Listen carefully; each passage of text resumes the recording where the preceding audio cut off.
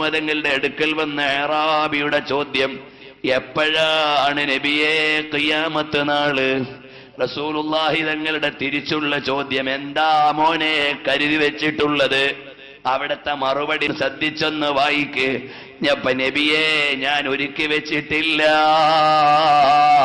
കസീറ സ്വലാത്തിൻ വലാ വസിയാം. എന്റെ കയ്യിൽ നോമ്പും നിസ്കാരവും ഇല്ല നബിയേ. എന്റെ കയ്യിലുള്ളത് ഹബീബായ നബിയോടുള്ള ഇഷ്ഖ് മാത്രമാണ് നബിയേ, വേറൊന്നുമില്ല.